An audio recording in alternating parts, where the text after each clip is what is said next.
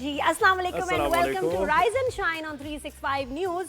और मैं हूं नादिया खान, मेरे साथ हैं ज़ुहैब हसन। नाम तो आपने सुना होगा, देखा भी होगा, रोज़ देख रहे होते हैं। 9 से 11 हम 365 न्यूज़ पे होते हैं। उससे पहले रमज़ान में भी थे। रमज़ान में भी थे, उससे पहले देखा लोगों ने, लोगों को याद है।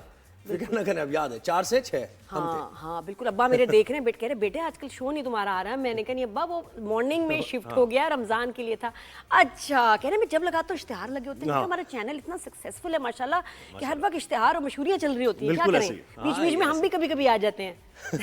हमारे अच्छा प्रोमो भी हमारा बनना है, अभी वो थोड़ा सा रह गया है ना, राइज एंड शाइन का बनना चाहिए। क्या बात है, ये खबर है हमारी, देख लो जरा कितने रिलैक्स हो गए ज़ुहैब हसन। ये वो वाले ज़ुहैब हसन है नहीं जिनको आपने 2-3 महीने पहले देखा होगा, संजीदा संजीदा बातें कर रहे हैं। कह रहे प्रोमो बनना है, मतलब अमेजिंग यार। नहीं, बड़ी चीजें उन्होंने देख ली है मेरी। अच्छा? बीटीएस मेरे पिछले 7-8 महीने से कहते हैं, कुछ तो कहते हैं ये कौन छिचोरा बैठा है। अच्छा, अब तो शो पे भी छिचोरापन शुरू हो गया ना, मतलब खुद ही कह रहे मैंने नहीं बोला। तो नहीं वैसे भाई लोगों का क्या है भाई, लोग तो कहते रहते हैं ना, लोग तो कभी कुछ कहते हैं कभी कुछ कहते हैं, आप उसकी फिक्र ना करें। हाँ नहीं बिल्कुल नहीं। एंड आई फील कि हमारा show is different, should be different, कि हम आपको इन्फॉर्मेशन देते तो हैं लेकिन ये कि मीठी गोली के अंदर। क्योंकि वरना पता है क्या है, जिंदगी जहर लगने लगती है। आपको लगता है कि बस खत्म है, सब कल सब खत्म है, शॉपिंग कर लो, ग्रोसरी कर लो, सब खत्म है, कल पता नहीं क्या हो जाएगा। कुछ नहीं बचा, बस यही होता है। सही लगता है कि जैसे we are in a state of war. वैसे एक तरह से है भी सही, लेकिन फिर भी मैं कहती हूँ जब मुश्किलात का, जब उनको क्या कहते हैं, उनको फेस करना है, बिल्कुल फेस करना मुस्कुरा के पॉजिटिव जिंदगी में आती है अप्रोच के मुश्किलात, साथ। बिल्कुल ऐसा ही है। तो अब बताएं मुझे, क्या आगे कुछ और मजीद हमने बात करनी है शो के बारे में, कुछ बताएं। जो बात करनी है वो आपने की नहीं थी, आपने डिस्कस करना था ताज़ा खबर, ब्रेकिंग न्यूज़, मेरे बाल। आपके हेयर्स तो जाहिर है वो लोगों ने देखे, फीडबैक आ जाएगा, सबने देख लिया। इट्स अ सिग्निफिकेंट चेंज, बेहतरीन। आपने जो पैसे लगाए अपने, सही लगाए हैं। आपको लगता है पैसे लगा के बाल बनवाते हो? ये दूसरी दफा मुझसे आज सवाल हुआ। मेरे हमारे डीओपी भी कह रहे नादिया भी आपने खर्चा किया। मैं कहा नहीं भाई, अल्लाह ना करे। इसलिए कि हम लोग के तो पीआर हो जाते हैं ना, सेलिब्रिटीज इतना अपने इतने साल इतना खून पसीना दिया हमने इस फील्ड को, तो हमारे तो पीआर पे कलर वलर बाल सब सेटिंग हो जाती है। बहुत अच्छा हो गया, बेहतरीन जो भी हुआ है बहुत अच्छा हुआ। जी जी बिल्कुल। तो ये एक खबर है, बाकी इसके अलावा और बहुत सारी खबरें आप बताएं। इसके अलावा देखें, हमने पानी के मसले पे तो बात करनी है, और हम पीपल्स पार्टी के नुमाइंदे से बात करेंगे। पाकिस्तान पीपल्स पार्टी के रिप्रेजेंटेटिव होंगे। सिंध गवर्नमेंट अलग है, लेकिन पीपल्स पार्टी का मौक़िफ़ भी इस पर आना जरूरी है। कैनाल जो प्रोजेक्ट और लोगों का की क्या राय है, किसानों की क्या राय है, किसान इत्तेहाद क्या कहता है। ये बहुत अच्छा लगा कि आज वैसे हम बताएं कि लोग क्या कह रहे हैं, वो कितने परेशान हैं सिंध के लोग इस प्रोजेक्ट को लेकर। तो और ये हमने बात करनी है। फिर सेकंड हमारे पास क्या है। अच्छा, हम ईद पे कुछ 6 फिल्में ज़ुहैब रिलीज हुई जी, ठीक है ना। मैं नहीं गई देखने, मेरे जानने वाला कोई नहीं गया, मैं तो खैर थी नहीं मुल्क में। लेकिन वैसे ईद पे एक होता था, एक कल्चर सा था कि सब जाते ही थे ईद पे, कि भाई ईदी अपनी खर्च करेंगे, सिनेमा जाएंगे। वैसा रश इस ईद पे था फिल्मों के लिए या नहीं, और क्यों इतनी सारी फिल्में उतर गई बहुत जल्दी, इस पे भी बात करेंगे। फिर ओवरसीज पाकिस्तानी हैं हमारे साथ अस्मा, जो कि जीपी हैं, उनसे बात करेंगे। फिर एक और रिपोर्ट आई है जिसमें पाकिस्तान उन 4 मुल्कों में है जहां औरतें जो हैं उनकी डेथ हो जाती है चाइल्ड उसमें बर्थ में, चाइल्ड बर्थ में। हाँ, तो ये ऐसा इतना बड़ा नंबर, हालांकि इतने तशवीशनाक बात है, अलार्मिंग बात है, क्यों ऐसा हो रहा है। फिर भी हम उन 4 मुल्कों में आ रहे हैं, और उन मुल्कों में केन्या भी है, इंडिया भी है। बिल्कुल। तो इसलिए उस पर भी हम जरा थोड़ी बात करेंगे, उस पर बात करेंगे। और फिर हम ट्रंप की तो हमने बात करनी है। अब तो ऐसा लगता है कि हर शो पे ट्रंप की अगर बात ना की जाए तो शो पूरा नहीं होता। उन्होंने क्या कर दिया भाई, उन्होंने जो स्टूडेंट्स हैं उनके वीज़े कैंसिल करने का प्रोग्राम बना लिया है कि उनको तो भेजा जाएगा। तकरीबन 450 स्टूडेंट्स हैं पूरी दुनिया से, और मुस्लिम स्टूडेंट्स हैं जिनको उन्होंने, जिनके बारे में मुझे लग रहा है कोई ब्लैक लिस्ट है जिस पे काम किया जा रहा है। ट्रंप एक के बाद एक जो है चीज रिवील कर रहा है कि अब ये China however is dealing with it very aggressively, क्योंकि ट्रंप ने ये भी उनको बोल दिया कि जी हम 50% और लगाएंगे टैक्स।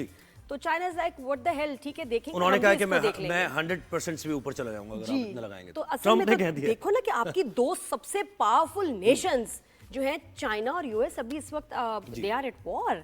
और जो वैसे भी प्रेडिक्शन थी कि अच्छा इनको ये भी मेरे ख्याल मसला होगा कि सब कहते हैं, और प्रेडिक्शन भी ये है कि आने वाले वक्तों में China will be the new super power, तो इसलिए उसको नुकसान पहुंचाने के लिए अभी से ये काम कर रहे हैं। चाइना ने तो इकोनॉमी को, वर्ल्ड इकोनॉमी को कैप्चर कर ही लिया। तो और उसको वो एक बड़ा क्लियर थ्रेट है यूएस के लिए। हमेशा चाइना की तरफ वो देखता है, और फिर ये खित्ता जो है, जो इसकी जोग्राफिकल लोकेशन है, वो बड़ी यूएस के लिए इंतहाई अहम है। तो हम जो लोग जो कहते हैं ना कि पाकिस्तान की रेलेवेंस हमेशा है, हमेशा रहेगी, स्ट्रेटेजिकली जो है ना यूएस के लिए वो रहेगी, कम या ज्यादा हो सकती है। अच्छा, अब जो स्टूडेंट्स की बात हुई उस पर भी हम बात करेंगे कि जो वीज़ा एकदम कैंसिल हुए हैं, और ये सब स्टूडेंट्स के नहीं कैंसिल हुए, कुछ बहुत खास को टारगेट किया गया है, वो जो कि एंटी इजराइल प्रोटेस्ट में इन्वॉल्व थे, जी, जी, जी, जो उनको पैलेस्टाइन मार्क के किया लिए जाता है, आवाज उनके उठा सोशल रहे मीडिया थे। भी देखे जाते जी जी, तो इनको मार्क किया जा रहा था एक अरसे से, और वेट किया जा रहा था टाइम आना है तब हम इनको जो है ना रिएक्ट करेंगे, रेस्ट नहीं कर सकते तो इनको निकाल देंगे यहाँ से, तो ये तो प्लान था।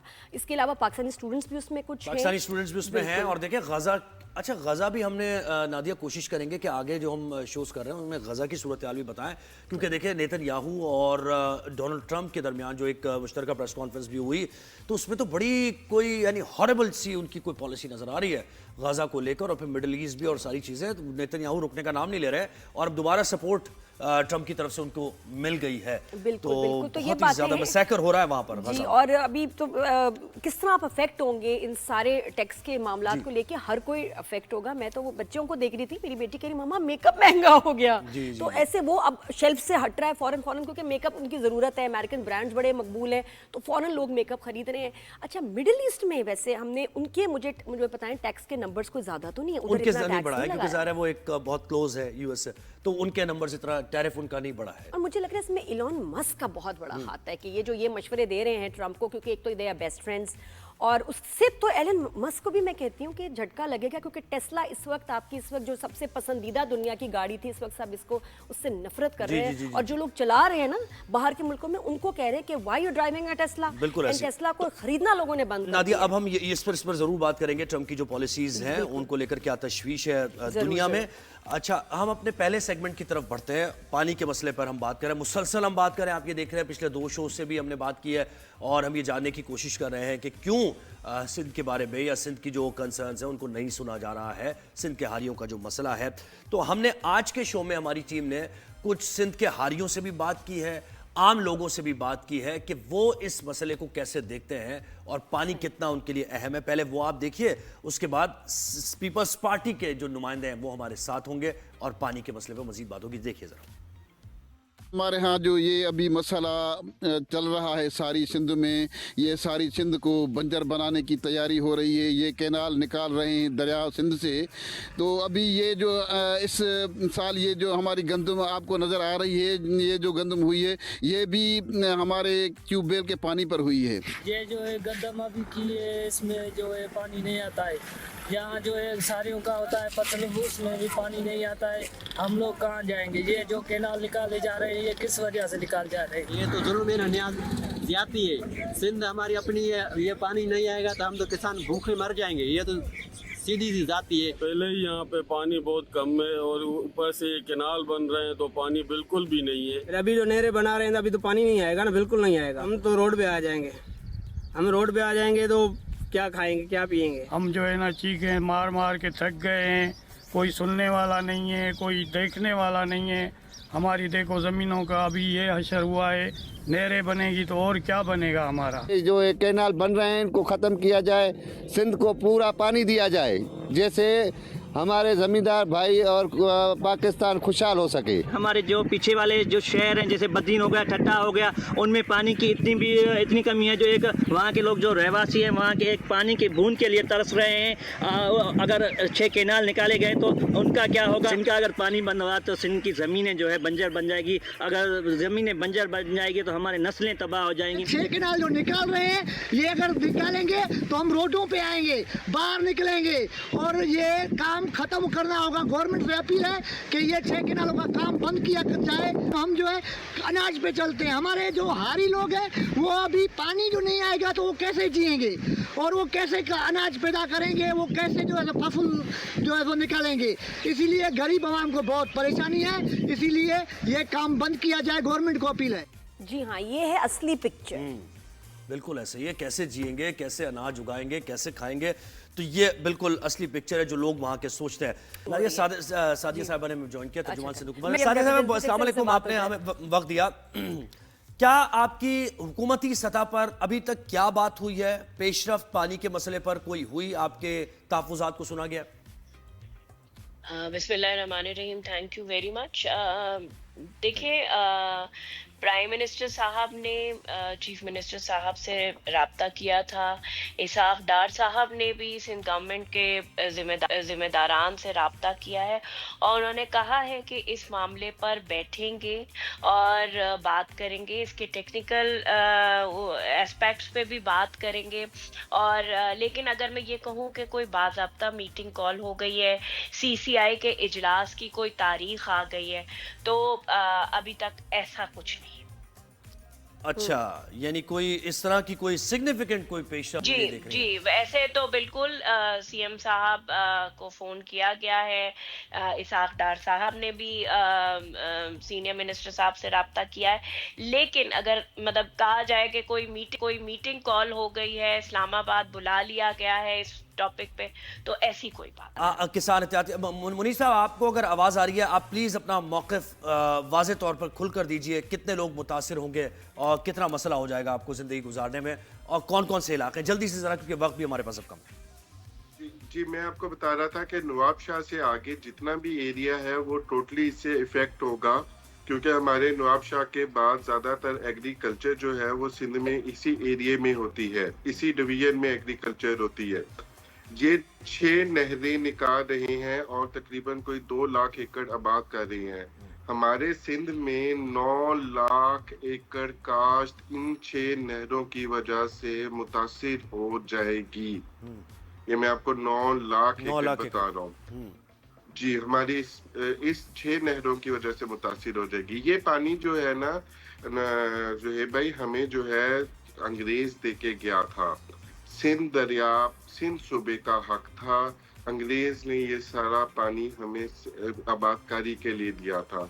हमने अपनी जमीनों को आबाद किया, हमने इस मुल्क की इकोनॉमी को, एक्सपोर्ट को, सबको हमने। ये जो आपने नवाब शाह से नीचे की बात की है, तो यहाँ तो आपको मेरे ख्याल से 3 मिलियन एकड़ फीट भी नहीं मिल रहा पानी, क्योंकि बिल्कुल ही खुश हुआ तो बोरिंग भी करो, कुछ करो, पानी नहीं निकलता। और वो कहते हैं कड़वा पानी है नीचे, कि अगर निकल भी जाए तो पीने के काबिल नहीं है। जी नादिया, बिल्कुल आप ठीक कह रही हैं। इधर इतना कड़वा पानी है कि हम पी भी नहीं सकते। हम इधर नहरी पानी ही पीने के लिए इस्तेमाल करते हैं। हमारे पास पीने का वसाइल भी सिर्फ एक नहरी पानी है। एग्रीकल्चर तो बहुत दूर की बात। इस वक्त करंट सिचुएशन ये है कि 15 दिनों में सिर्फ एक दफा नहर चलाई जाती है। उस नहरी पानी को हम अपने सिर्फ पीने के लिए, अपने जानवरों के लिए स्टोर करते हैं। हम इस वक्त एग्रीकल्चर नहीं कर पा रहे हैं, हमारी जमीनें बंजर। एग्रीकल्चर कैसे होगी, पीने का पानी? मुझे ये बता दें कि आपका एहतजाज का तरीक़ाकार क्या होगा, कैसे आप अपनी आवाज बुलंद? हम अभी हर प्लेटफॉर्म पे कोशिश कर रहे हैं, इनको आवाज अपनी बुलंद कर रहे हैं, लेकिन हमारी कोई सुनवाई नहीं हो रही।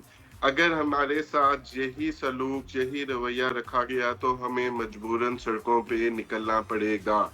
हम अपने बच्चों को अपने हाथ से नहीं मार सकते, हमारी नस्लें तबाह हो रही हैं। हम ये नहीं होने देंगे। मेरे किसान ने 6 महीने मेहनत करके इस मुल्क के हर घर में अनाज तो पहुंचा दिया, लेकिन अपना घर लुटा दिया। तो आप चोलिस्तान में जमीन ले लेना जाके, आप वहाँ क्यों नहीं ले लेते? आप चोलिस्तान चले जाए, वहाँ जमीन ले लें जाके। मेरे बाप मेरे दादा ने ये जमीन आबाद किया है। हमारा जो कुछ है इस जमीन में, इसके अलावा हमें कुछ भी नहीं आता। आप हमें बताएं, हम इन्वेस्टमेंट कहाँ से लेके आए? हम इस जमीन का क्या करें? बिल्कुल पॉसिबल। हमारी तो गंदुम में हमारे साथ डकैती हुई। हमारी गंदम में हमारे साथ डकैती हुई। हमारी 2200 से 2600 रुपए भी गंदम किसी ने परचेज नहीं। कॉटन हम लगा नहीं सक रहे। राइस पे हमारे पे पाबंदी लगा दी है कि आप इन डिवीजन में राइस नहीं लगा सकते। हम करें तो करें क्या? कौन सादिया साहिबा, आप ये सुन रही है, क्या करें तो करें क्या? और फिर जब हम रिपोर्ट सुनते हैं ना कि जी इतनी कॉटन अभी इंपोर्ट हुई है, जो एक्सपोर्ट करने वाला मुल्क हमारे जैसा इंपोर्ट कर रहा है चीजें, तो उसकी वजह ये है। जी सादिया साहिबा, देखिए जो बाकी सिंध है, देखें, क्योंकि सिंध की तो जिंदगी है इंडस वाटर। अगर वो पानी ऊपर से नीचे नहीं आएगा तो जहाँ नवाब शाह सांगड़, खैरपुर में फसलों को पानी नहीं होगा, तो अगर मैं बात करूं जिस शहर में मैं और आप रह रहे हैं, कराची और हैदराबाद में, तो पीने का पानी नहीं होगा। हम सबसे बड़े, क्योंकि देखिए कराची और हैदराबाद के पानी का सोर्स ही इंडस है। अच्छा, जहां तक बात है कि सिंध में तो अंडरग्राउंड वाटर का भी उस तरह मीठा पानी अवेलेबल नहीं है ग्राउंड में कि हम बोरिंग करेंगे और वो निकालेंगे और वो इस्तेमाल करेंगे।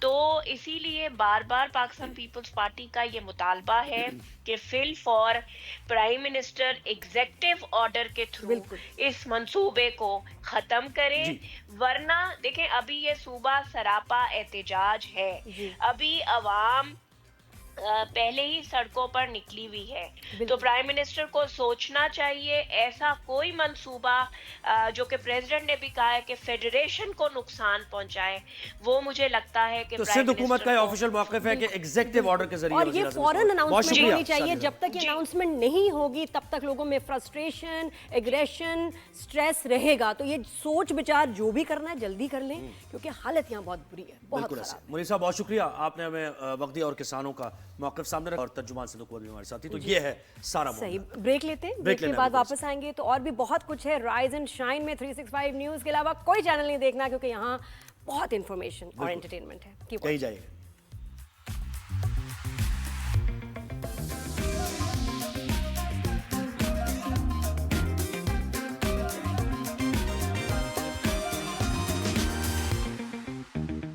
Welcome back after the break. मैं हूं नादिया खान, ज़ुहैब हसन, और आपको मैं कमाल की एक बात बताऊं, आपको यकीन नहीं आएगा, लेकिन इस ईद पे बहुत सारी पाकिस्तानी फिल्में रिलीज हुई थी ईमान से। जी सच कह रही हूं मैं, ये खबर होगी आपके लिए, हुई थी जी, हुई थी। ये और बात है कि हमने नाम भी नहीं सुने कुछ के, और देखी भी नहीं हमने। इतनी पुअर आपकी प्रमोशन, मतलब करोड़ों की फिल्म और चवन्नी की प्रमोशन करी आपने, पता ही नहीं चला। कितनी फिल्में? 5 मेरे ख्याल इन्होंने ना व्हाट्सएप मैसेजेस पे फॉरवर्ड किया होगा। 5 फिल्में कह रही हैं। काफी सारी, मैं काफी सारी है ना, मैं यही कह रहा हूं। 6 से ज्यादा ही है, पता नहीं 16 है क्या। और इंग्लिश फिल्में भी कुछ रिलीज हुई, लेकिन लोगों का जो वैसे पहले एक वलवला, शौक, जोश होता था कि हमने जाना है ईद पे, क्या करना है, फिल्म देखनी है, हमने पॉपकॉर्न खाने हैं, नाचोस खाएंगे, तो वो ऐसा नहीं हुआ। बहुत कम लोग गए, क्योंकि और दूसरा क्या था कि पता चल जाता ना वर्ड ऑफ माउथ कि जी यार वो तुमने फिल्म देखी। बिल्कुल ऐसा ही है, मेरे जानने में सोशल मीडिया पे आ जाता है, उसके गाने रिलीज होते हैं पहले तो वो मशहूर हो जाते हैं, कुछ लोग गा, यानी बिल्कुल भी नहीं था ऐसा। इससे ज्यादा ज़ुहैब हमारे ड्रामों की प्रमोशन हो रही है। तुम सोचो, प्रीमियर जेंटलमैन का प्रीमियर हुआ सिनेमा में, कभी मैं कभी तुम का फिनाले हुआ सिनेमा में, तो उससे तो ड्रामे वाले खर्चे कर रहे हैं और बाकी उनकी प्रमोशन देखने वाली होती है। ये फिल्म थी या क्या था? पूछें फिर जरा इस बारे में जानते हैं कि भाई क्या था ये फिल्म्स थी, कितना इन्होंने बिजनेस किया,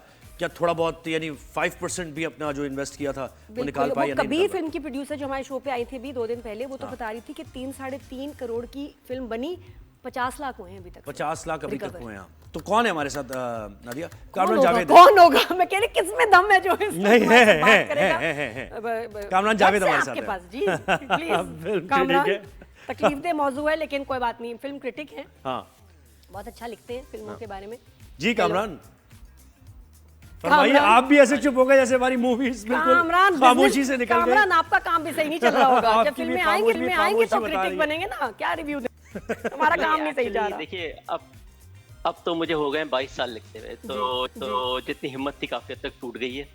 तो जब बंदा 3000 से ऊपर रिव्यू लिख लेता है, और जो पाकिस्तान की फिल्म्स होती हैं हर दफ़ा हर movie actually I have to watch it twice, I watch every film twice, क्योंकि पहले एक दफ़ा देखने में फ़ायदा होता नहीं है ना। यानी अगर आप किसी अलग माइंडसेट से जा रहे हैं और आप देखते हैं, तो अगर आपका मूड कुछ और होता है तो क्या पता सही रिव्यू ना निकले ना। You have to be justified. मैं जब ड्रामास का रिव्यू करती हूँ एक किस 2 दफा देखती हूँ और सब कहते हैं क्यों, मैंने कहा क्योंकि फर्स्ट टाइम, सब सही कह रहे हैं, फर्स्ट टाइम आप you miss detail, second time आप कामरान वैसे आपकी जॉब जितनी मुश्किल है यानी एक फिल्म जो लोग एक दफा देखने को तैयार नहीं है, मैं 30 घंटे देख रही हूँ हफ्ते में ड्रामे। मेरे भी आसान नहीं है, मेरा भी देखो जरा सबर। लेकिन कामरान बताएं कि रियल पिक्चर क्या है, कितनी फिल्में इस दफा ईद पे रिलीज हुई, कैसा बिजनेस किया इन्होंने? देखिए इतनी बुरी ईद तो मैंने कभी नहीं देखी अपने 22 साल के राइटिंग करियर के अंदर। फिल्में देखने के ऊपर इतनी बुरी ईद कभी नहीं आई, क्योंकि एक अजीब और गरीब लास्ट ईयर आपके पास था कि भाई ओके फिल्म्स कम हो गई हैं, बजट्स कम हो गए हैं, कोविड की रिमेनिंग फिल्म्स आहिस्ता आहिस्ता आ रही थी। आप पिछले 3 साल से देखें कि मौला जट अकेली फिल्में बेचारी चले जा रही है। मगर अभी आप देखेंगे इस साल 24 फिल्म रिलीज हुई हैं। जॉब नहीं करें कहाँ आई? पाकिस्तानी कहाँ 24 लगी थी? 24 फिल्म। पाकिस्तानी 24 कहाँ लगी? एक खामोशी सी तारी हो नहीं, गई, तो घर पे तो नहीं प्रीमियर हो गया। साइलेंस हो गया। कहाँ लगी? हमें हाँ नहीं जी। पता चला। तो किसी को नहीं पता चला, क्योंकि और मैं एक मिडिल क्लास आदमी हूँ, मेरे इलाके में किसी को नहीं पता कि कोई फिल्म आ भी रही है कि नहीं आ रही। जैसे अभी थोड़ी देर पहले आप एक बात कर रही थी कि पब्लिसिटी का पैसा कोई खर्च नहीं करता। दुनिया का कानून है कि जो आपकी फिल्म का बजट हो, एटलीस्ट आप उससे थ्राइस पब्लिसिटी कॉस्ट के अंदर स्पेंड करते हैं, ताकि आम आवाम तक ये खबर पहुंच सके कि कोई फिल्म आई है। यहाँ ये होता है कि अगर फिल्म 3 से 5 करोड़ की बनती है, वैसे 3 से 5 करोड़ की बनती नहीं, 3 से 5 करोड़ लो बजट फिल्म कहलाती है। एवरेज जो बजट है वो तकरीबन 7 to 8 करोड़ के दरमियान का है। और अब महंगी फिल्म जैसे आप देखते हैं, जैसे हुमायूं की फिल्म हो गई या नबील और फिजा की फिल्म हो गई, तो वो जाती है तकरीबन 15 करोड़ के ऊपर। तो इतने में इतनी ड्रामे महंगी बन फिल्म रहे के हैं ऊपर कामरान, ड्रामे सीरियल हमारे इतने में बन रहे हैं। I know mega profit budget भी ड्रामेज जाता हो रहे हैं। अच्छा, ड्रामों के साथ ये फायदा होता है कि ड्रामों का क्योंकि खुद का नेटवर्क होता है, वहाँ पब्लिसिटी हो जाती है सही, अच्छी तरीके से। सही। यहाँ सही डील नहीं बन पाती। पहली बात तो प्रोड्यूसर ये समझता है कि भाई मैंने फिल्म बना दी, किसी तरीके से कोई खरीद ले। डिस्ट्रीब्यूटर अब उस पोजीशन पे नहीं है कि खरीद सके, क्योंकि पिछले 10 साल के अंदर आपकी परफॉर्मेंस स्पेशली पोस्ट कोविड नहीं कामरान, मुझे बताएं कि best in the worst plot क्या है, फिर भी कुछ तो बात करें। इनमें से बेस्ट बताएं, देखिए, फिल्मों के नाम बताएं जो रिलीज हुई थी। देखिए, एक कबीर आई है, सही है ना। एक गलत फहमी लोगों को हुई थी कि हाफ फ्राई के नाम से फिल्म आई है। हाफ फ्राई अभी आई नहीं, हाफ फ्राई बाद में आएगी। आपके पास क्या कहते हैं, इश्क लाहौर आई है। आपके पास द मार्शल आर्टिस्ट आई है। जो आप पूछ रहे थे ना सवाल, क्या कहते हैं कि जो सबसे ज्यादा बेहतर इनमें फिल्मों में से कोई निकली है, तो द मार्शल आर्टिस्ट निकली। Best in the worst lot unfortunately. तो that is the martial artist. उसमें आर्टिस्ट कौन थे हमें ये नहीं पता, सोशल स्टार्स कौन थे? शाज खान। अच्छा, शाज खान है। शाज खान हुआ करते थे। शाज खान आपकी परवाज़ जुनून में थे। मेरीन जब्बार की एक फिल्म आई थी, दोबारा फिर से उसमें थे। शाज खान क्या कहते हैं, तो he is a good actor, television के ऊपर भी काम करा हुआ है। डायरेक्टर कौन थे इसके फिल्म के डायरेक्टर भी पता है? राइटर, प्रोड्यूसर, डायरेक्टर सब शाज है इस फिल्म के। अच्छा, ये भी मैंने देखा पाकिस्तान में चल रहा है, ये भी आजकल चल रहा है फॉर्मूला। जी जी, ये पंजाब वाला ट्रेंड आ गया ना ये कि ठीक है जी, गुजर साहब लगा रहे हैं पैसे, तो बस ये था कि जिसके पास पैसा है वो अपना सब खुद ही अपने लिए फिल्म बना ली। एग्जैक्टली, ठीक है, ये भी सही है। अनफॉर्चुनेटली ना ये सर्कमस्टांस है, ये अनफॉर्चुनेट सर्कमस्टांस है। फॉर एग्जांपल हुमायूं भी अपने लिए बना रहा है, सही है ना। अगर आप एक तरीके से देखें तो शान भी अपने लिए बना रहा होता है, क्योंकि द प्रॉब्लम इज दिस कि हमारे फिल्म मेकर्स पहली बात जिस टाइप का कंटेंट बनाना चाह रहे हैं मैक्सिमम ऑफ द टाइम सही है, उसमें क्वालिटी कंट्रोल नहीं होता, तो ये बड़े एक्टर्स इससे दूर हट जाते हैं। फिर ज़्यादा बेटर होता है वो खुद अपने लिए बना लें। शाज की भी ऐसी कुछ जर्नी है, क्योंकि he wanted to prove himself as a director and a writer and an actor, तो उसने ये प्रोजेक्ट कर लिया and it's not half bad. The idea of the martial artist is quite good, but the problem is के execution के अंदर कमी रह जाती है। ये पाकिस्तान का हमेशा का अलमिया है कि एग्जीक्यूशन में प्रॉब्लम हो जाती है और ऑडियंस सिर्फ ट्रेलर देख के भाप लेती है कि हमें कितना दूर रहना है। वो मेरा ख्याल है फ्रेम्स ले लिए होंगे इसमें भी, मुझे लग रहा है कि फ्रेम्स कराटे किड के और फिर वो ब्रूस ली की मूवी के फ्रेम्स कुछ लेके इधर-उधर से। अच्छा, ये तेरी मेरी कहानियां भी तेरी मेरी कहानियां भी रिलीज हुई है। अच्छा, अब सेकंड आपके पास मसला ये आ गया कि देखें, वैसे ही आपके पास कम स्क्रीन्स बची हैं पाकिस्तान के अंदर। हर फिल्म अगर हद से ज्यादा स्क्रीन्स ले लेगी तो दूसरी फिल्म कैसे कमाएगी? आप इसमें तेरी मेरी कहानियां तो लास्ट ईयर लगी नहीं थी जब मैं तो उसके खुद प्रीमियर पे गई थी, और वो कौन सा उसका ओटीटी फॉर्म है, वो जो ओटीटी प्लेटफॉर्म है, उसी सी प्राइम पे तो वो चल भी चुकी है, वो दोबारा आ गई। हिट बहुत हुई ना, हिट हुई तो लोगों ने कहा कि दोबारा इसको लोगों ने तो देख ली थी, तो दोबारा सिनेमा में लगाने का क्या मतलब? सी प्राइम क्या समझ रहे हो? अनफॉर्चुनेटली ना लोगों को ये लगा कि जो फिल्म्स आ रही हैं डिस्ट्रीब्यूटर्स एंड एग्जीबिटर्स को लगा कि वो फिल्म्स बॉक्स ऑफिस पे नहीं कमाएंगी, तो उन लोगों ने रिक्वेस्ट करी डिस्ट्रीब्यूटर से कि आपकी कोई पुरानी फिल्में हैं जो ज्यादा चल चुकी है वही कम से कम लगा दें, शायद कुछ हो जाए। अच्छा, मायरा खान की भी आई है, बाकी भी आई है। What about Maira Khan film? वो भी फिल्म आनी थी कोई? देखिए, माहिरा की फिल्म जो है, आप नीलोफर की बात कर रही हैं, the one with Fawad Khan? नहीं, उसके अलावा भी कोई आनी थी। वही सोचे कि प्रमोशन इतनी कम है कि याद करना पड़ रहा है कि नजर से नहीं गुजरी, लेकिन माहिरा की कोई आनी थी। माहिरा की next in the lineup is Neelofar, और Neelofar has yet to be completed. बहुत सारी फिल्म्स हैं जो अभी भी पोस्ट प्रोडक्शन के स्टेजेस में। हाँ, अगर आप लव गुरु की बात कर रही हैं हुमायूं की, तो that will come out on Eid ul Azha, तो वो ईद उल अज़हा की रिलीज। बस लव गुरु हुमायूं की फिल्म होगी तो पता चलेगा, शोर मचेगा। और ये सरदार जी भी आई है, कोई सरदार जी 2 ये क्या है? सरदार जी 2 तकरीबन कोई 6 से 8 महीने पहले रिलीज हो चुकी है वर्ल्ड वाइड। ये ऑनलाइन पायरेसी के अंदर भी आपको जो लोग देख रहे होंगे, सही ये डाउनलोड करके पाकिस्तान का हर बंदा देखता है, वो उन लोगों ने जिसने देखनी होगी वो उसने पहले से देख ली होगी, तो इसका भी कोई बॉक्स ऑफिस अच्छा नहीं गया। अच्छा, और बुरा और कितने दिन चली है? उसने भी आई है। कितने दिन चली है ये जो फिल्म है? ये फिल्में अभी तक बॉक्स ऑफिस पे लग रही हैं, मगर प्रॉब्लम की बात ये है कि जैसे फॉर एग्जांपल कुल्फी के नाम से एक फिल्म आई, तो अमूमन एक फिल्म को फ्लॉप करार दिया जाता है। ये पाकिस्तान की नई फिल्म थी, जब उसके ऑक्यूपेंसी 30% से कम हो, और जब मैं देखने गया था सेकंड टाइम कुल्फी, तो उसकी ऑक्यूपेंसी 30% से कम थी। मगर अनफॉर्चुनेटली सिनेमास के पास कोई ऑप्शन नहीं है।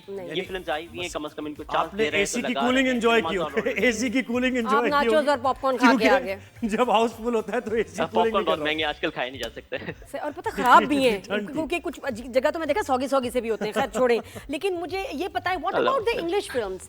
इंग्लिश फिल्म्स भी आई होंगी, हॉलीवुड फिल्में आई, कौन सी आई?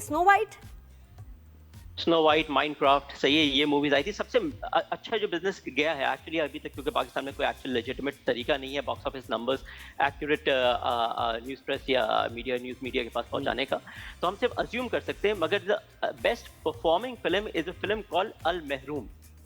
तो that is Indonesian horror film है, और इंडोनेशियन हॉरर फिल्म्स आजकल काफी हद तक अच्छा कमा रही हैं। अगर आप स्केरी है, जान निकल जाती है, ऐसे कॉन्सेप्ट्स हैं उनके। मैं कामरान, अब ऐसा है कि आपने टाइम निकालना है हमारे लिए, वक्त। अच्छा, स्नो वाइट नहीं चली? 2 सवाल करने। अच्छा, स्नो वाइट नहीं चली। हाँ जी। हालांकि सोचो बच्चों की फिल्म, अच्छा वैसे स्नो वाइट भी उन्होंने बड़ों की फिल्म बना दी है ना, बच्चों को समझ भी ना आए तो, या बच्चों को साथ लेके भी ना जाए, तो मेरा ख्याल है कि बच्चों की फिल्में तो चलती थी, वो नहीं चली। अच्छा, क्रेवन लग गई है? क्रेवन लग के उतर भी गई, अब तो ओटीटीज पे आ गई है। इतनी कमाल फिल्म है।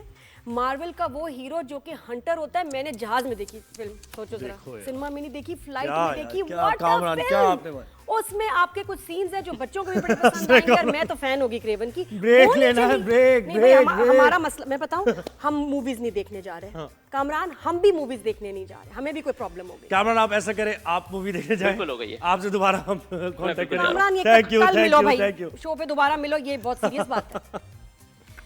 पता है ये सीरियस बात क्यों? मैं बात बताती हूँ। I am so upset, and ये क्यों इतना डिस्टर्बिंग इशू है, मैं आपको बताऊंगी मुझे क्यों आग लग रही है ब्रेक के बाद। जी बात है।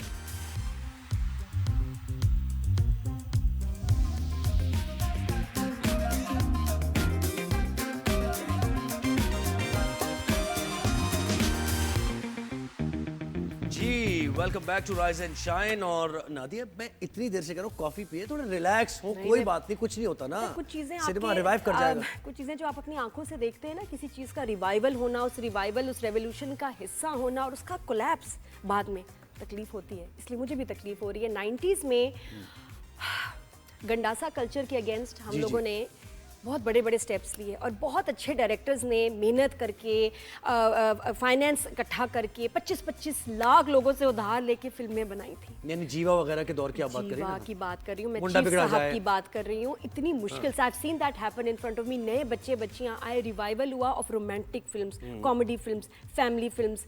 और जब रिवाइवल हुआ तो हमारे पास सिनेमाज नहीं थे अच्छे कि जिसमें हम लोग जा सकें विद फैमिलीज। तो यही था कि यार हम देखना चाह रहे हैं, कहाँ जाएं, सिनेमाज बने। और इट टुक नियरली 15 ईयर्स कि जी वो सिनेमाज बने, मल्टीप्लेक्स बने, एयर कंडीशन सिनेमा, अच्छे पॉपकॉर्न, अच्छे नाचोस, पंखे ना हो, सारा कुछ, मतलब, और वो हुआ, बना। अब वो कोलैप्स हो रहा है, तो उसमें हम भी कहीं, मुझे लगता है कि हम भी रिस्पॉन्सिबल हैं। हम अपनी मूवीज़ को सपोर्ट भी तो नहीं कर रहे हैं। हमें जाना चाहिए, हमें ज़रूर अपनी जो अच्छी फिल्म्स हैं उनको जाके देखना चाहिए, जो बनाने वाले हैं उसको अच्छी तरह प्रमोट करें। बट आई एम फीलिंग कि ये सिनेमा जो इतनी मुश्किल से बने थे ना, कौमी फरीजा नहीं है आपका। मैं इस पे बिल्कुल डिसएग्री करता हूँ। ये कौमी फरीजा नहीं है आपका कि ठीक है आप अपनी पाकिस्तानी प्रोडक्ट को प्रमोट करें, लेकिन देखिए ऐसा नहीं है ना कि आप मुफ्त में प्रमोट करते हैं। आप पैसे खर्च करके जा रहे हैं, तो आप एक क्वालिटी चीज देखने जा रहे हैं। ऐसा तो नहीं है ना। The whole thing, Zohaib, is disturbing. इसका होना क्या है? हम भी नहीं करेंगे, वो भी नहीं करेगा, वो भी नहीं, क्या होगा? सिनेमाज ही बंद हो जाएंगे। इसका, उसकी जो टोटल पिक्चर है बहुत खौफनाक है कि जिसको इतने 2 डेकेड्स लगे बनाने में, लेकिन वो कोलैप्स होने में सबका कसूर है। मैं इस फैमिली को अपनी फैमिली को लेकर नहीं जाऊंगा कि पाकिस्तानी सिनेमा को प्रमोट करना है जी, मैं अपने 10,000 रुपए खर्च करके आ जाऊं, मैं नहीं जाऊंगा। ये सीधी मैं आपको बात बता रहा बिल्कुल हूं। वो ठीक है, लेकिन इस देखो मैं पता है ना, हर कोई रिस्पॉन्सिबल है इसमें हर एक को ठीक करना पड़ेगा। सिनेमास को अपने जो है प्राइसेस कम करनी पड़ेंगी, मूवीज को बेहतर होना पड़ेगा और हमें सपोर्ट करना पड़ेगा। और हमने किया भी शिद्दत से। वॉर मूवी आई थी बाहर, कितना लोग गए हैं शौक से उसको देखने। बहुत सारी मूवीज, बहुत सारी मंसूर की मूवीज आई थी, बोल जब मूवी आई थी कितना हमने मतलब उसको सपोर्ट किया। उससे पहले मजाजन एक बड़ी मशहूर हुई थी मूवी सैयद नूर की। तो ये सब कनेक्टेड है। मुझे अफसोस इस इंटायर चीज पे हो रहा है, लेकिन उसका होना क्या है कि आउटकम ये होगा कि collapse of the industry. Cinemas जब बंद हो जाएंगे उसकी जगह कुछ और वहाँ मल्टीप्लेक्स आ जाएगा। आपका मल्टीप्लेक्स जाएगा तो आपका क्या वो कहते हैं शॉपिंग प्लाजा खुल जाएगा, मॉल खुल जाएगा, और ये हमारे लिए बहुत बड़ा लॉस होगा। इसलिए I am disturb and I am upset. बिल्कुल। और देखिए इसकी एक और वजह उसके कम ज़ाहिर वेरिएबल ये भी है कि दुनिया भर में इन्फ्लेशन बहुत ज़्यादा है, और वो जो हम सिनेमा की अगर बात करें, इससे कनेक्ट करें इसे, तो फिर ज़ाहिर है लोगों के पास अपने खाने पीने की और ज़रूरियात ज़िंदगी को पूरा करने की बड़ी मुश्किल हो रही है। और फिर दुनिया में जो पॉलिसीज़ बन रही हैं वो भी बड़ी इस किस्म की पॉलिसीज़ हैं कि लोगों को समझ नहीं आ रहा कि आगे होना क्या जा रहा है। और क्या मतलब छोटी जंगें तो चल ही रही हैं मुल्कों के दरमियान, अब क्या वर्ल्ड वॉर की? क्योंकि देखें वही जो आप भी बात कर रही थी और तशवीश का इजहार कर रही थी कि टैरिफ लगा दिए, फिर अब ये नई एक चीज़ आई है कि जनाब 450 स्टूडेंट्स हैं, अभी ये तादाद आई है, उनको यूएस से निकाला जा रहा है। तो ऑलरेडी सब कह रहे हैं कि ट्रंप के आने के बाद हमारा फ्यूचर क्या होगा। एक सुपर पावर है, और बिल्कुल फियर ये है कि ग्लोबल रिसेशन की तरफ सब जा रहे हैं, तो इसलिए अब सब वाकई अपने जो हैं रिसोर्सेज को होल्ड भी कर रहे हैं, पैसों को, इन्वेस्टमेंट चीज़ें। अभी जो थोड़ी देर पहले हमारी अभी रियल एस्टेट भी जो उठी थी, अब फिर लोग डर गए हैं कि नहीं भाई अभी रुक जाओ, क्योंकि इतने अनप्रिडिक्टेबल सर्कमस्टांसेस हैं। और ये ट्रंप साहब के आते ही दुनिया फिर से हिल गई है। बिल्कुल ऐसे ही है। तो अब वीज़ास वाली सिचुएशन क्योंकि देखिए मुस्लिम ममालिक इसमें हैं जिनके स्टूडेंट्स को, उसमें पाकिस्तान भी ज़ाहिर शामिल है। तो अब की क्या वजह है, ये तो ज़ाहिर वजाहत सामने आएगी कि अगर कोई स्टूडेंट वहाँ पर कोई पढ़ रहा है, तालीम हासिल कर रहा है, उसके साथ साथ किसी इलीगल या क्रिमिनल एक्टिविटी में इन्वॉल्व है, तो पाकिस्तान क्या, यूएस क्या, किसी भी मुल्क में वो रहता है, उसके खिलाफ कार्रवाई होनी चाहिए, उनको डिपोर्ट करना चाहिए, जेल होना चाहिए, जो भी है। लेकिन ये जो 450 स्टूडेंट्स हैं, इनके बाद ये इतना बड़ा क्राइम ट्रम्प कर रहा है स्टूडेंट्स को इस तरह निकाल के। वजह मैं आपको बताऊं, बीइंग अ पेरेंट, क्योंकि हमारे बच्चे, फैसल का बेटा गया, मेरी बेटी गई। अब आप सुने, आपको पता है हमने कितना इन्वेस्ट किया, क्योंकि बच्चों का ख्वाब था, बच्चे इंटेलिजेंट भी थे। यूएस स्कॉलरशिप्स भी कम देता है बड़ी यूनिवर्सिटीज में। अब पर्डू जैसी यूनिवर्सिटी में आप जा रहे हैं, ठीक है जी, $150 का डॉलर था जब हमारा बच्चा गया, आज से 4 साल पहले। $150 का डॉलर में हमने जो कैलकुलेट किया, चलो जी यार 2.5 करोड़ की पढ़ाई है बच्चे की, बच्चे का ख्वाब है, ज़मीनें बेचो, चीज़ें, एसेट्स बेचो, बच्चे का ख्वाब पूरा करना। बच्चा चला गया, डॉलर हो गया 300 का। बच्चा था दूसरे साल में, अब उसको वापस कैसे बुलाएं, उसका ख्वाब कैसे हम तोड़ें? जो गया है, जिसने मेहनत की है, ग्रेड्स लाया है, पर्डू यूनिवर्सिटी में गया है, क्या करें? चीजें बेच के फिर भी बच्चों को हमने वहां रखा। हमारा बजट कहाँ गया? 2.5 करोड़ से 5 करोड़। और अब जब आखिरी साल है, कौन होता है ये शख्स कि उनके वीजा कैंसिल करे? और देखिए वजह क्या है, जो मुमकिन तौर पर ये जो वजह सामने आई वो ये है कि गजा के लिए प्रोटेस्ट किया जिन लोगों ने। अच्छा, पूरी दुनिया में लाखों की तादाद में यूरोप में लोग निकले, हजारों की तादाद में मुख्तलिफ मुल्कों में लोग निकले। तो भाई गजा में जो जेनोसाइड हो रहा है, जो नस्ल कुशी की जा रही है, फलस्तीनी बच्चों को, माओं को, बहनों को वॉर क्राइम्स किए जा रहे हैं, वहां हॉस्पिटल्स को निशाना बनाया जा रहा है, स्कूल्स को निशाना बनाया जा रहा है। तो आप ये सब कुछ जुल्म सितम करते रहें और दुनिया में आप ये चाहते हैं कि खामोशी हो, आपके मुल्क में कोई प्रोटेस्ट। वैसे आप कहते हैं कि फ्रीडम ऑफ स्पीच है, आपको एक्सप्रेशन की आजादी है। ये कैसी एक्सप्रेशन की आजादी है कि जब वो एक्सप्रेस कर रहे हैं तो आप विक्टिमाइज कर रहे हैं? देखो, आप जब एक यूनिवर्सिटी में एडमिशन लेते हो, ये उनको कंप्लीट करके डिग्री देना उनका फर्ज है, उनकी जॉब है। अनलेस कि वो किसी वजह से आपको निकालो, ये वो ऐसा नहीं कर सकते कि जी आखिरी साल है जो भी आपकी डिग्री रोक लें। जस्ट अब जब टाइम आया, माँ बाप ने 5 करोड़, 6 करोड़, 7 करोड़ लगाए अपने बच्चे की पढ़ाई पे, आप कैसे उनका वीजा जो है रिवोक कर सकते हैं? नो। एंड आई थिंक इसमें तो इंटरनेशनल कोर्ट्स में जाना चाहिए, क्योंकि आपका एक मुआहदा है आपकी यूनिवर्सिटी के साथ, आपने पैसे दिए, आपको डिग्री देनी पड़ेगी। प्रोटेस्ट की वजह से नहीं करना चाहिए। तो ये 2-3 मामला, 3-4-6 मामला हैं ट्रम्प के जो चल रहे हैं, इस पर हम शो पर आवाज उठाते रहेंगे। जैसे पढ़ाई चल रही है वो नहीं वीजा ऐसा रिवोक कर सकते, इसके ऊपर ये बहुत बड़ा प्रोटेस्ट बनता है। This is a crime. Break के बाद हम वापस आते हैं। हेडलाइंस देखेंगे आप और राइज एंड शाइन का सिलसिला जारी रहेगा। मजीद भी बड़े अहम इश्यूज हैं जिस पर बात करनी है।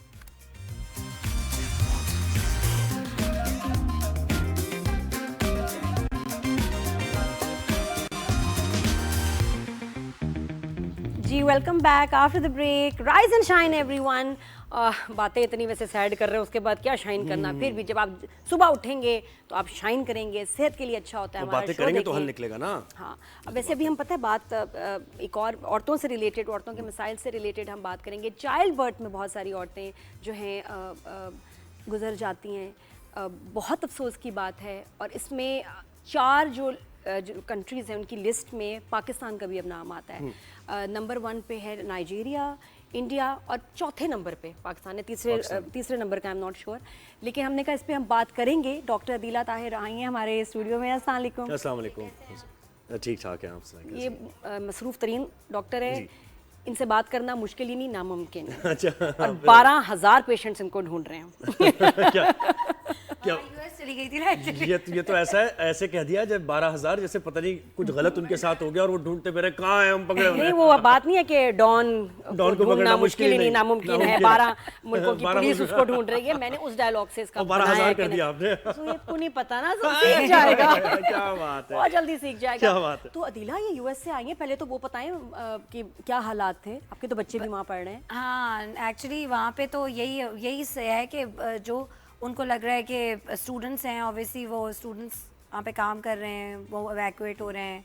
मैक्सिकन, मतलब आपने देखा है लोगों को कि लोग अब अमेरिका छोड़ के जा रहे हैं? मेरे सामने डिपोर्ट हुए हैं ना। डिपोर्ट हुए या खुद छोड़ के जा रहे हैं? कैसे डिपोर्ट हुए, यानी कि कोई उन पे चार्ज लगा है या फिर क्या, मतलब लिस्ट में कैसे नाम आया? शुरू हो गया है ये काम। पहले तो इलीगल इमिग्रेंट्स को उन्होंने, इलीगल तो ठीक है, हो गया। हाँ, लेकिन स्टूडेंट्स तो इलीगल नहीं है ना। स्टूडेंट वीजा पे हैं। लेकिन students they are not allowed to work basically, और they were working there. They were working. Obviously आपको मतलब बेसिक, जैसे अब इन यूरोप में होता है कि आपको अलाउड होता है कि student day to day life expenses जो होते हैं, ऑब्वियसली चलो पेरेंट्स सब सपोर्ट कर रहे हैं, कितना सपोर्ट करेंगे, ऑब्वियसली कुछ ना कुछ तो आपको चाहिए होता है फॉर योर पॉकेट मनी। तो वो लोग जो लोग, क्योंकि दे आर नॉट अलाउड कि आप किसी भी जगह पे काम करें। हाँ, काम नहीं करने देते स्टूडेंट्स को। मैं तो इस बारे में, अगर एक मुल्क की पॉलिसी है कि स्टूडेंट काम नहीं कर सकता तो नहीं कर सकता।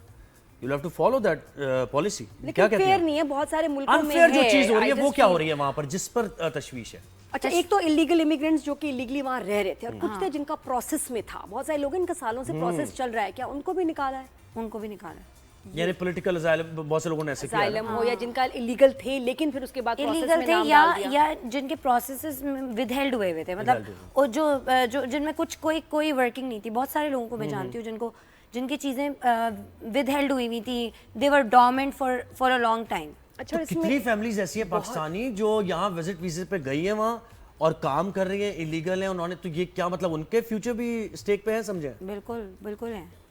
जब तक आपका स्टेटस वहाँ लीगल नहीं है, वो लोग वो उसके ऊपर बहुत स्ट्रिक्ट है। ग्रीन कार्ड वाले भी हैं, अब उनका भी जो स्टेटस है वो भी सही नहीं है। नहीं, उसके लिए ये है कि भाई आप ग्रीन कार्ड अगर है तो ग्रीन कार्ड का मतलब ये है कि you have to live in US ना। ठीक है, अगर आप यूएस से बाहर रह रहे हो और आप 180 डेज के अंदर ट्रैवल नहीं कर रहे हो तो उस पे ये है कि वो कह देंगे हम रिवोक कर देंगे। तो बस, और अभी बहुत सारे लोग मूव कर रहे थे और चले गए थे। आप सिर्फ ग्रीन कार्ड सिर्फ एंट्री और एग्जिट के लिए यूज कर रहे हो, तो वो भी देखते हैं कि भाई वो उसको जरा मॉनिटर कर रहे हैं। आई थिंक इस वक्त बहुत, हम भी जरा बेहतर है कि इस वक्त सब रुक के मॉनिटर करें कि दुनिया किस तरफ जाती है। और अदीला जी, मैं शुरू में बता रही थी, जो हमारा इस पे बात करनी है टॉपिक पे, चाइल्ड बर्थ में औरतों की डेथ, इतना बड़ा नंबर इन पाकिस्तान, ये क्यों? पाकिस्तान की पॉपुलेशन आपको पता है 5th नंबर पे है, तो पाकिस्तान का जो अगर 5th number in the world, तो आप देखें पाकिस्तान की, अगर आप सरफेस एरिया देखें तो it's very small as compare to US और इंडिया, जो चाइना, जो 1, 2, 3 नंबर पे है, उसके हिसाब से पाकिस्तान की पॉपुलेशन इज अ लॉट। और जो हेल्थ केयर फैसिलिटीज हैं वो उन पेशेंट्स को केटर ही नहीं कर पाती हैं। और ऑब्वियसली क्योंकि फैमिली प्लानिंग नहीं हो रही है, बच्चे पैदा होते जा रहे हैं, तो मैटरनल लाइफ निगलेक्ट हो रही है, घर में बच्चे पैदा हो रहे हैं, अनसुपरवाइज्ड डिलीवरीज हो रही हैं। भाई चाइल्ड बर्थ मिडवाइफ्स तो पूरी दुनिया में डिलीवर कर रही हैं, बट मिडवाइफ्स की उतनी ट्रेनिंग हो रही है कि वो घर पे जाके डिलीवर कर सके, उनको वो केटर कर पा रहे हैं? क्या होता है कि मैंने जो देखा है, मैंने 10 साल गवर्नमेंट सेटअप में काम किया, सिविल हॉस्पिटल कराची में, तो मुझे पता है कि हम पूरा इंटीरियर और बलूचिस्तान, मतलब सिर्फ 2 तो हॉस्पिटल बड़े हैं, जिना और सिविल, अब्बासी भी है, बिल्कुल ऐसे ही है, अब्बासी वैसे ही है, बट अब्बासी भी उतने पेशेंट्स capacity, हाँ, नहीं है, जाहिर है, उतने कैपेसिटी को केटर नहीं कर रहा जितना सिविल और जिना कर रहा है। बलूचिस्तान में भी कोई इतना बड़ा टर्शियरी केयर हॉस्पिटल नहीं है। बलूचिस्तान और सिंध के सारी मैटरनिटी इमरजेंसीज अगर जा रही हैं वो इन दोनों हॉस्पिटल में आ रही है, तो कितना केटर कर पाएंगे? तो ज़्यादा, और कितने तो मैंने देखे हैं वो बलूचिस्तान के कुछ ऐसे अजीब किस्म के इलाके, उनके गांव हैं, जंगल हैं, जहाँ पे डिलीवरीज हो रही हैं, वहाँ पे पेशेंट पीपीएच में जा रहा है। भाई इतने पीपीएच क्या हुआ? पीपीएच इज पोस्टमार्टम हेमरेज, जिसकी जो this is the commonest cause of maternal death in Pakistan. ये क्या, इसको जरा एक्सप्लेन करें जरा। इसमें ये होता है कि जैसे डिलीवरी हुई उसके बाद पेशेंट यूट्रस में से ब्लीडिंग हो जाती है। ब्लीडिंग कंट्रोल्ड होनी चाहिए, 500 ml नॉर्मल होती है, अगर 500 से ज़्यादा हो तो हम उसको पोस्टमार्टम हेमरेज कहते हैं। ये बच्चे के लिए भी खतरनाक है? ये बच्चे के लिए नहीं है, चाइल्ड बर्थ में basically this is the complication कि अगर यूट्रस अपनी जगह पे नहीं आता तो जिस्म का सारा ब्लड निकल जाता है और डेथ हो जाती है। और ऐसे में हॉस्पिटल की केयर क्यों ज़रूरी है? उसमें हॉस्पिटल में क्या होता है जो वहाँ उनको अवेलेबल नहीं है? हॉस्पिटल में देखिए, अगर फॉर इंस्टेंस 3 डिलीवरीज के बाद 4th डिलीवरी में तो ये होता है कि हम ऐसी कुछ मेडिसिन देते हैं जो यूट्रस को अपनी जगह पे लाने में हेल्प करती हैं, तो सुपरवाइज डिलीवरी होनी चाहिए।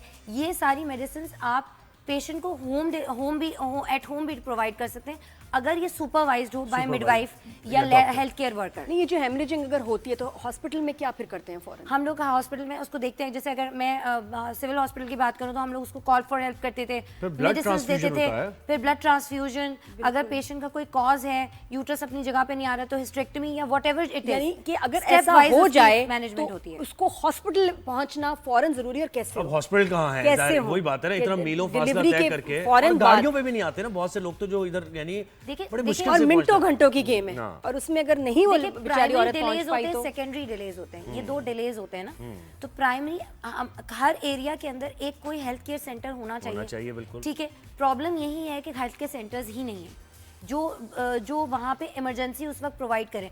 अगर जैसे कोई पेशेंट हेमरेज के साथ आता है, ज़्यादातर 90% हेमरेज तो ये दवाइयों से कंट्रोल हो जाता है। उसके लिए आपको वहाँ तक 5-8 घंटे 10 घंटे उसको लग गए वहाँ पहुँचने में, एडमिट करने में। तो और ये भी दाइयों का कल्चर भी तो है ना गांव में, जो दाइयां बुरा हाल करती हैं, वो जो काट पीट देती हैं, एक्सपीरियंस नहीं होता, पैसे लेती हैं इस काम के लिए वो, और बच्चा अगर थोड़ा ब्रीच हो कुछ हो, कितना खराब कर देती है। और दूसरी बात ये कि वो एजुकेट नहीं होती कि अब आपको हॉस्पिटल जाना है। देखिए, मिडवाइफ्स और हेल्थ केयर वर्कर का जो कल्चर है पूरी दुनिया में है, लेकिन वो लोग ट्रेंड होती हैं, उनको पता होता है कि मुझे अब इस टाइम पे उनको रेफर करना है। रेफरल का जो सिस्टम है ना वो बहुत गलत है। यहाँ पे क्या होता है कि वो पैसे लेने के चक्कर में वो बोलती है कि हम ही डिलीवर करा दें। और हमारे तो वैसे भी पहले भी ऐसे हुए थे, और ये हुए तो नहीं, यही ना, अरे मैंने तो 5000 बच्चा डिलीवर कराया है, मैंने तो इतने बच्चे डिलीवर कराए हैं। डॉक्टर, और वो आपके जहन में डाल देते हैं कि डॉक्टर से खराब होता है, डॉक्टर पैसे लूटते हैं आपको, आपका केस खराब करते हैं, डॉक्टर के पास नहीं लेके जाना, मैं करूंगा केस। सी सेक्शन का बहुत ज्यादा है कि सी सेक्शन कर देंगे, इसलिए हम, मेरे पास कितने पेशेंट्स मैंने देखे सिविल हॉस्पिटल में डाई का ट्रायल लेकर आ रहे हैं। अब वो जो मेडिसिन हम अपने हिसाब से टेलर डाउन करके और उनकी डोज डिसाइड करके हम देते हैं, वो डाई डायरेक्ट लगा देती शॉट। अब सिंटोसिनॉन ऑक्सीटोसिन होता है, उसका शॉट अगर लगा दें ड्यूरिंग लेबर तो यूट्रस रप्चर हो सकता है, यूट्रस फट सकता है, और मैटरनल डेथ हो सकती है। तो ये सब की भी injudicious use of these medication, unhygienic condition जिससे इन्फेक्शन भी हो जाती है, तो कुछ दिनों बाद मां की डेथ हो जाती है। कॉर्ड होता है, कॉर्ड क्लैंपिंग। एक ये भी होता है कि उस प्रोसेस तक पहुंचने में माँ की भी तो सेहत खराब हो जाती है ना, वो भी तो देखभाल नहीं की जाती ना उसकी, वो काम भी कर रही है साथ साथ, और पता नहीं क्या कुछ न्यूट्रिशियस डाइट उसको मिल नहीं रही है। Anaemia is one of the cause, खून की कमी। एक तो रिपीटेड चाइल्ड बर्थ, पहले तो उसने एक बच्चा किया, फिर उसका इंटर प्रेगनेंसी इंटरवल 1 साल का था, उसने 5 साल में 5 बच्चे पैदा किए। 5वें बच्चे में तो ऑब्वियसली उसने अपनी सेहत का ध्यान नहीं रखा। खाने के लिए इतनी सी प्लेट है और खाने वाले इतने हैं, बच्चों को खिला रही है, बच्चों को खिला रही है। अच्छा, ये तो गांव देहात में देखा जाता है। अच्छा, शहरों में चाइल्ड बर्थ के दौरान डेथ कैसे होती है? उसमें एक रीज़न जो मेरा ही आंखों देखा है, डॉक्टर ही नहीं पहुँचते। रोक के रखो, 5 घंटा रोक के रखो, बता रही है वहाँ नर्सेज को। और मेरी दोस्त 3 बच्चे थे, चौथा था, तड़प रही, फ़ोन पे फ़ोन, भाई फ़ोन कर रहे हैं, रोक के रखो। डॉक्टर ने कहा रोक के रखो, अभी नहीं मैं आ सकती। अब वो रोकने के लिए क्या दवाइयाँ दे रही, क्या कर रही, तड़प तड़प के दोस्त हमारी मर गई। वैसे दोस्त और मैं वैसे बड़ा बिल्कुल एक करीबी ही बिल्कुल हल्के की मिसाल आप सही कह रही हैं। बच्चों की भी डेथ होती है कि आप हॉस्पिटल पहुंचे ऑड आवर्स में, कभी और होता है कि आप ऐसे तो जी ड्यूटी डॉक्टर ही नहीं है, मैं कॉल कर रही हूँ वो आएंगी, अब वो घर गई भी, यानी आपके पास वहां कोई इमरजेंसी में डॉक्टर नहीं है। फिर वो कहती है भी हमारी भी लाइफ है, वो ठीक है उनकी भी लाइफ है ऑड आवर्स में, लेकिन ये कि अगर वो गायनेकोलॉजिस्ट है तो दिला उनको वहां जाना है। बिल्कुल। अगर वो डिले करती है तो डेथ हो जाती है। और रोक के रखना का क्या मतलब होता है? रोक के एक्चुअली ये ज्यादातर छोटे सेटअप्स में होता है जहाँ पे कोई भी सुपरवाइज करने के लिए और मिडवाइफ्स होती है। नहीं, मैंने बड़े सेटअप का बताया, ये बड़े सेटअप और उनकी हिस्ट्री भी खतरनाक थी, डिफिकल्ट लेबर्स थे, तो एक ही डॉक्टर के पास जा रही थी कि भाई इसको मेरी हिस्ट्री पता है, तो उसमें ये सब हुआ और होता है। और एक बहुत बड़ी डॉक्टर थी, उनकी डेथ भी हो गई है, उनके केसेस में भी ऐसा होता है, हुआ है, जो कि हमारी खैर ये तो खैर एक अलग ही जाहिर बात है। तो यानी हमें माँ का ख्याल रखना है, तो हमें एक नस्लों को ज़ाहिर आगे भी बढ़ाना है। माँ का ध्यान रखना है और जो लेबर है उसको बहुत लाइट नहीं लेना है कि भाई लेबर है कि पहले 2 बच्चे नॉर्मल हुए तो तीसरा हो जाएगा। Complication can occur in any delivery. और ये कि मेरी माँ ने तो 11 बच्चे पैदा कर लिए थे, उसने तो आराम से कर लिए। फैमिली ट्रेडिशन तो मैं तुमको खास औरत हूँ कि भाई मैंने तो इतने बच्चे पैदा किए थे। ये बड़ा कमाल का कल्चर है। इसलिए मैं अब तुम्हें डॉक्टर के पास नहीं लेके जाऊंगी, ये बहुत कॉमन मैं प्रॉब्लम्स देखती हूँ जी। अल्ट्रासाउंड नहीं कराने बच्चे को खतरा होता है, जो दवाइयाँ डॉक्टर ने दी भी हैं लाइफ सेविंग, वो भी नहीं खानी। ये मिथ के बारे में तो मैं आपको एक सोशल मैसेज देना चाहूंगी कि please ultrasound is a sound waves, वो 110% सेफ है फॉर द बेबी। बेबी की सर्विलेंस अल्ट्रासाउंड के थ्रू ही हो सकती है। हम अल्ट्रासाउंड किसी पेशेंट में जो हाई रिस्क डिलीवरीज होती हैं उसमें हम डेली भी कराते हैं। It is absolutely safe. Please आप ये बात समझें, अल्ट्रासाउंड के थ्रू ही हम बच्चे को सही से असेस कर सकते हैं। अच्छा, और फिर कभी कभी जब हॉस्पिटल टाइम पे ना ले जा सकें, बच्चे की डेथ हो जाती है, वो भी माँ के लिए जहर बन जाती है चीज़, और वो भी माँ की जान ले सकती है। बात उसका बताएं। मतलब कि अगर आपने अब अगर अनसुपरवाइज डिलीवरी हुई, बच्चा को डायरिया हो रहा है, चीजें हो रही हैं, डिलीवरी हो ही नहीं पाई ना, डिले हो गया और पता ही नहीं चला कि एमनियोटिक फ्लूइड बिल्कुल खत्म हो गया, या बच्चे के गले के आ जाती है, गिट कॉर्ड फंस जाती है उसमें, तो आपको पापा वेट कर रहे हैं ना 9 मंथ्स। उससे पहले जब औरत तड़प रही है तो उसको कोई सीरियसली नहीं ले रहा। क्योंकि जो इंट्रायूट्राइन ग्रोथ रिस्ट्रिक्शन अगर हो रही है, यानी ग्रोथ हो ही नहीं रही बेबी के अंदर, या पानी उसका कम हो रहा है, तो ऑब्वियसली शी नीड सर्वेलेंस। फिर उसकी जो ट्रीटमेंट है वो चलनी है। लेकिन वो चीज़ें अगर नहीं हो रही हैं तो ऑब्वियसली अगर पेशेंट डायरेक्टली लेबर में जाएगी तो इंट्रापार्टम स्टिल बर्थ्स होंगे। बिल्कुल, तो ये समझने की बात है। मरे हुए पैदा होंगे ये, और वो कितने अरसे से मरे हुए होते हैं, लेकिन पता ही नहीं, घर में किसी को पता ही नहीं, क्योंकि अल्ट्रासाउंड नहीं हो रहा, लड़की का चेकअप नहीं हो रहा। नहीं ये ब्रैक्सटन हिक्स या वैसे ही बस आपको फॉल्स पेन्स हो रही हैं, अभी टाइम नहीं आया इसका। बात ये कि टाइम नहीं आया तो सास जाने नहीं देगी अस्पताल की, इसका टाइम नहीं आया। और जब वो जाते हैं तो पता चलता है कि बच्चे की डेथ को तो कितना माँ को कितना ट्रॉमा है कि वो इतना उसने मुश्किल बर्दाश्त की और उसके बाद उसको वो मिला भी नहीं। औरत की दर्द को सीरियसली लिया ही नहीं। लेकिन हमें पॉपुलेशन को भी सीरियसली लेना चाहिए ना। हम क्यों ये इस पोजीशन में आते हैं कि हर साल एक बच्चा पैदा करना है, आपने 6, 7, 8 बच्चे, 9 बच्चे। आप ये खुद सोचें कि कितनी आप जान मार के बच्चों को पालते हैं, और आप रोजगार पे सुबह को निकलते हैं, रात को वापस आते हैं, बड़ा मुश्किल हो जाता है उन बच्चों के लिए 2 वक्त की रोटी कमाना। तो क्यों अपने सर पे वो बर्डन डाल रहे हैं? आप क्यों ऐसी सिचुएशन बना रहे हैं नादिया? ये पॉपुलेशन कंट्रोल का मसला, इसके लिए तो बड़े सीरियस हमें कुछ करना पड़ेगा। अब होता क्या है कि जब औरत की डेथ हो जाती है तो अब उन 4 बच्चे जो वो पीछे छोड़ के गई है उसको कौन देखे? ठीक है, अब उसको दिखाने के लिए कि जी बच्चे को कोई देखे, एक और शादी। अब जो नई मैडम आई है उनके लिए भी, उनको भी बच्चे चाहिए, 4 और पैदा हो जाते हैं, फिर वो मर जाती है, फिर तीसरी बीवी आती है, फिर उससे 4 बच्चे होते हैं, और ऐसे एक लाइन लग जाती है बच्चों की। ये भी चक्कर है ना कि वो पिछले वाले को देखने के साथ उसको नए भी चाहिए। ऑब्वियसली ये इतनी बड़ी जाहिलियत, हमारा इतना बड़ा मसला है पॉपुलेशन। रीला ये मुझे बताया कि ये जो खैर अल्लाह की देन तो है औलाद, ये मुझे पता है अभी भी ये कॉन्सेप्ट्स है कि नहीं जी औलाद तो बस अल्लाह की देन है, जितने अल्लाह देगा। ये है ना कॉन्सेप्ट। फैमिली प्लानिंग सबसे ज्यादा देखिए, कितने पेशेंट्स आते हैं मुझे कि अब 4 बच्चे हो गए, अब 5वां अनप्लान्ड प्रेगनेंसी हो गई, तो अनप्लान्ड प्रेगनेंसी होनी ही नहीं चाहिए ना। और बेटा चाहिए, फैमिली प्लानिंग को प्रैक्टिस करना चाहिए। और फिर एक बेटा तो अकेला पड़ जाएगा, 2 तो हो। हाँ, अब एक के लिए ये भी सुना आजकल तो ये भी है। 4 बेटे होंगे, बेटे के चक्कर में वो 5 नहीं, एक बेटा होता है तो जोड़ा होना। वही ना मैंने कहा कि वो एक हो गया, फिर एक बेटी हो गई तो ये बेटी अकेली हो गई, फिर 2-3 इसके साथ एक और बेटी होनी चाहिए। तो ये इतनी खौफनाक बात है। एक ड्रामे में इसमें डायलॉग है जर्द पत्तों का बंद, जिसमें बड़ा अच्छा बड़े अरसे बाद किसी ड्रामे में फैमिली पॉपुलेशन की बात की और दिखाया है कि गाँव का कल्चर, उसमें कैसे जो आदमी फख्र से बताते हैं कि यार कितने बच्चे हैं पता ही नहीं, अल्लाह देता गया मैं लेता गया। नाम भी याद नहीं। ये डायलॉग है इतना ज़बरदस्त। और हमारे इसमें कुछ सोशल मीडिया पे कुछ ऐसे आर्टिस्ट हैं, कुछ हकीम साहब हैं, कुछ लोग हैं, उनकी मैं वीडियो देख रही थी कि जी उनका एक नया बच्चा अभी पैदा हुआ, मेरे ख्याल चौथी बीवी से। कितने बच्चे हैं आपके हकीम साहब? याद ही नहीं, मैं नाम ही नहीं याद रखना। इतने बच्चे ने ते एदे नाल भी 19 हले करने ने। ये हमारे सोशल मीडिया पे हकीम साहब जिसका कितना इन्फ्लुएंस होगा, और वो पाउडर भी बना रहे हैं कि मजीद और बच्चे हों और आप और दूसरों को भी इसमें लगा रहे हैं। हाँ जी, और आप लोहे की ताकत आ जाए। कोई काम भी कर लिया करे हकीम साहब, कोई काम भी कर लिया करे। पावर्टी इंक्रीज हो रही है, खाना पीने का मसला है, महंगाई हो रही है, रिसोर्सेज कम हो गई। तो हमारी जो मेरी जो प्रोफेसर थी, वो जब फैमिली प्लानिंग पढ़ाती थी तो बोलती थी जो 11वां बच्चा होता है वो क्रिमिनल होता है, क्योंकि बेचारे को कुछ मिलता ही नहीं है। तो फिर जब मैं एक ड्रामा, शायद आप लोग हमारे बचपन का एक ड्रामा निजात अगर देखा हो, जो फैमिली प्लानिंग पे था, उसमें आखिरी में वो जो रोशू बच्चा होता है वो मतलब क्रिमिनल एक्टिविटीज में इन्वॉल्व हो जाते हैं। तो यही होता है इफेक्ट, क्योंकि जब उसको खाना नहीं मिलता तो वो ये सारी चीजों में भाई अब आप ऐसा करें, आप नादिया खान के साथ बैठ जाएं आके, बस बहुत ये मुझे लग रहा है कि आपके अंदर ये टैलेंट है। इधर आ जाओ नादिया, आ जा। अदीला बहुत अच्छा बोलती है, अदीला बहुत अच्छी बोलती है। बस ठीक है, अभी जब छुट्टी पे जाएंगे अदीला तो जरा अवेलेबल रहना। साथ प्रोग्राम इतनी बिजी है कि पेशेंट्स को नहीं मिल रही, इसके पेशेंट्स यहाँ आ जाएंगे डॉक्टर। ये इनका बहुत मुश्किल है। Thank you so much Adeela, okay welcome. और आती रहेगा शो पे हम इंशाल्लाह और भी ज्यादा बात नहीं हो, देखिए मेरी मसला हो जाएगा, टेंशन होगी मुझे। तो ब्रेक लेते हैं, ब्रेक के बाद वापस आएंगे। देखते हैं हमारे साथ राइज एंड शाइन, कहीं ना जाइएगा।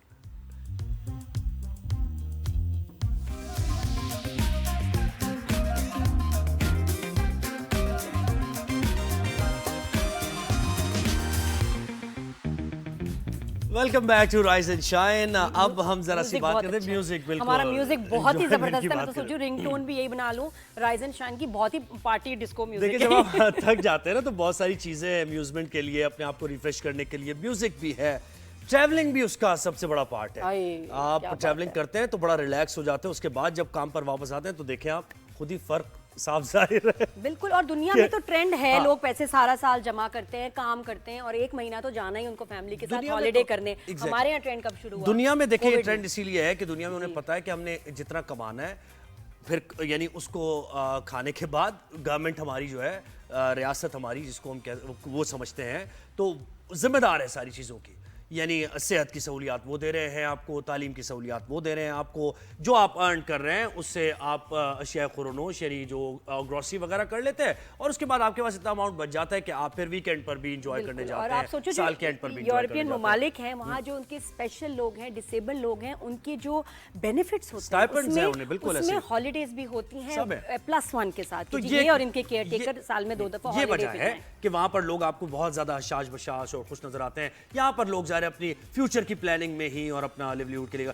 खैर, लेकिन टूरिज्म और ये जो ट्रैवलिंग वगैरह है, इससे भी यानी ये बड़ा इसका एक पहलू है कि इससे पूरे यूरोप का जो रेवेन्यू जनरेट होता है, तमाम मुल्क, बहुत सारे मुल्क यूरोप में ऐसे हैं कि जो सिर्फ टूरिज्म से कमा रहे हैं। बिल्कुल, और पाकिस्तान में ट्रेंड जैसा बताई थी कि कोविड से शुरू हुआ, क्योंकि हमारे इतने लोग हैं जो अपने शहर से कभी बाहर ही नहीं निकले, बाहर के मुल्कों में चले जाते थे, अपना मुल्क नहीं देखा था, और वहां से ट्रेंड शुरू हुआ कि जाके भाई हम अपनी नॉर्दर्न साइड एक्सप्लोर करें। कुछ लोग तो पहली दफा जिंदगी में मरी गए। अच्छा, मरी भी कोई जगह है? अच्छा, उसके आगे सवात, शोगरान वगैरह, फिर स्कर्दू, गिलगित। अब इससे एक और फायदा क्या हुआ कि लोगों ने वहाँ इन्वेस्ट करके होटल्स बनाए, रेस्टोरेंट्स बनाए, तो कितनी अच्छी बात है। और फॉरेन एक्सचेंज आता है भाई, लाइफस्टाइल हो गया दुनिया भर से जब लोग आएंगे, डॉलर्स आपके पास आएंगे, यूरोज में जाहिर है, तो ये बड़ा एक फॉरेन एक्सचेंज के लिए बड़ा एक जबरदस्त है। लेकिन टूरिज्म पर इन्वेस्ट करने की जरूरत है, कल्चर हेरिटेज को बचाने की जरूरत है। तो हम जरा नादिया इसी पर बात करें। पहले हमने एक थोड़ी सी एक रिपोर्ट भी है और वहां के मनाजिर भी आपको दिखाए गए। गिलगित बल्तिस्तान की वादी शिगर है, जो इंतहाई खूबसूरत वादी है। दुनिया में कोई भी आप रिजॉर्ट देख लें, कहीं भी चले जाएं, स्विट्जरलैंड चले जाएं, उससे अगर कम नहीं, ज्यादा नहीं है तो कम भी नहीं है। तो शिगर से हमारे नुमाइंदे मीर नईम ने एक जरा मनाजिर आपको दिखा रहे हैं, वो देखिए। फिर एक ट्रैवलर है और एक एक्सप्लोरर है हमारे साथ, उनसे भी बात होगी। जी बिल्कुल, इस वक्त मैं जन्नत नज़ीर वादी शिगर के सबसे खूबसूरत इलाका कयो गुलापुर में जो है मैं मौजूद हूँ। ये इलाका वादी शिगर के माथे का झूमर कहा जाए तो कम नहीं होगा। यहाँ पर जो है बर्फ पोश पहाड़, ग्लेशियर की सीनों से निकलता हुआ ठंडा पानी और आंखों को पुरनूर करने वाली सरसब्ज हरियाली।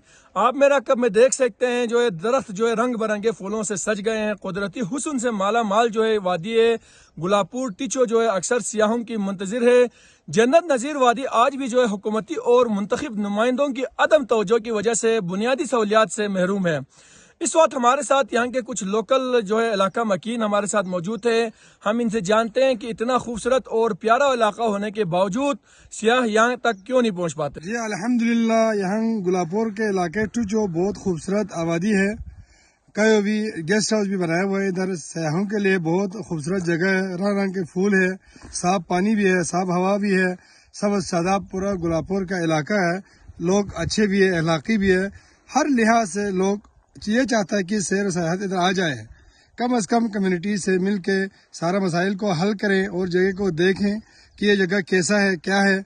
बहुत खूबसूरत इलाका है, खूबसूरत जगह है, हर किस्म के फूल भी इधर है और साफ पानी भी है, साफ हवा भी है, रंग बिरंग के फूल भी इधर मुहैया है। जी नाजरीन, हमारे साथ यहाँ के कुछ बुजुर्ग शहरी जो है हमारे साथ मौजूद था। हम उनसे जाना तो उनका यही कहना है कि अगर हुकूमत गिलगित बल्तिस्तान शहर बादशाह की बहाली के लिए जो है फौरी तौर पर काम शुरू किया जाए तो इलाका बल्तिस्तान के जो है सबसे खूबसूरत पॉइंट बन सकता है। जी देख लिया, यकीन आ गया ना आपको। ठंड पड़ गई और तुमने जिस तरह डिस्क्राइब किया ना, जो अल्फाज इस्तेमाल किया हमारे रिपोर्टर ने, आहा हा हा, दिल चाह रहा है वहाँ जाए। चेरी ब्लॉसम, जो लोग समझते हैं कि सिर्फ जापान उसमें आप जाएंगे चेरी ब्लॉसम सीजन में आप चेरी ब्लॉसम्स वहाँ देखेंगे, ऐसा नहीं है। अपने पाकिस्तान में देखें आप, कुदरत के शाहकार हैं, जबरदस्त। तो हमें ज्वाइन किया है फातिमा अली ने, जो कि ट्रैवलर है। और अभी आप बता रही थी जब ये पैकेज चल रहा था कि आपका ताल्लुक वहीं से है, शिगर से। क्या बात है, तो आपसे बेहतर कौन बताएगा। एक्सप्लोरर भी हो तुम, डोरा भी हो, Dora the explorer and with the kids, this is a too unique. अच्छा विद द किड्स, हां याद आ गया मुझे, सही है। तो YouTube चैनल भी होगा तुम्हारा? नहीं, मैंने सिर्फ अपना वेबसाइट और पेज पे काम किया है और मैंने कोई बहुत ज़्यादा प्रमोट नहीं किया, बट टूरिज्म को लेके मैंने काफ़ी प्रमोशन की है। उसकी वजह यही है कि मैं यही कहूँगी कि पाकिस्तान को अगर आप देखें बेइंतहा खूबसूरत है। जिस तरह अभी आपने जिक्र किया चेरी ब्लॉसम, हम लोगों ने लाइव ये सीज़न एंजॉय किए। चेरी ब्लॉसम दरख्तों से तोड़ तोड़ के हमने चेरी बच्चों को खिलाई है, ख़ुद खाई है। खुबानी है, सेब है, इनके सीजन्स आते हैं और नो डाउट ब्यूटी जो है वो अल्टीमेटली जो है ना बहुत डिफरेंट है। अगर आप इस शहरी माहौल से निकलें तो you are got like forget everything. पिछली दफ़ा जब आप आई थी उसके बाद कितना पाकिस्तान मजीद कहाँ एक्सप्लोर क्या किया? मैंने उसके बाद जो है अभी हमारा नया जो प्लान, मैंने एक नया मतलब रूट जो है किया है, जो कि अभी नारायण जब ओपन हो जाएगा तब मैं उसको फिर एज अ ग्रुप टूर के तौर पे करूँगी। हम लोग फेरी मेडोज से डुमेल की तरफ जाते हैं, रामा लेक और अस्तोर, जिसे मिनी मर्क कहते हैं, मिनी मर्क कहते हैं जन्नत को, और वो बहुत वाकई जन्नत की तरह। उधर फैमिलीज नॉर्मली नहीं ग्रुप जाते, कम जाते हैं, लेकिन इस बार मैंने सोचा है कि फैमिलीज को भी ले जाया बच्चों के साथ जाती हैं अपने और वहाँ पे एक्सप्लोर किया जाए। इसका पूरा ट्रिप का मुझे डिटेल बताएं, उस पर जरा फोकस करते हैं कि गर्मियों की छुट्टियां आने वाली हैं, हमने घूमना है, पहले पाकिस्तान फिर कहीं और जाएंगे, तो मुझे बताएं कि किस तरह ट्रिप ऑर्गेनाइज करें, खर्चा कितना आता है, डिस्टेंस कितना है, पूरा गिलगित जाना है मैंने बस। देखिए गिलगित अगर आप बाय रोड जाते हैं दो ऑप्शन है, एक बाय एयर एक बाय रोड का। बाय एयर और बाय रोड दोनों पता है। ऐसा ही बाय एयर तो आप डायरेक्ट स्कर्दू में पहाड़ों मैं बाय रोड नहीं जा सकती, मैं बाय रोड नहीं जा सकती, तो स्कर्दू जाओ, यहाँ से बड़ा जहाज जाता है। हाँ, PIE का जाता है, उसमें भी नहीं, ATR में भी नहीं बैठ सकती। मेरे जैसे आप भी लोग होंगे जो डरते हैं फ्लाइंग से, जो डरते हैं रोड से, कैसे जाएं? बाय रोड और बाय एयर दो ही ऑप्शन है यहाँ पे, इसके अलावा कोई तीसरा हो ही नहीं सकता। इसलिए कितनी देर का सफर है बाय एयर पे? बाय एयर तो 1.5 घंटा, 1.5 से 2 घंटा। उधर से स्कर्दू पहुंच, डायरेक्ट स्कर्दू में आप लैंड करते हैं। कितना दूर है गिलगित? गिलगित जो है ज्यादा डिस्टेंस नहीं है, 7 से 8 घंटे का डिस्टेंस होता है बाय रोड।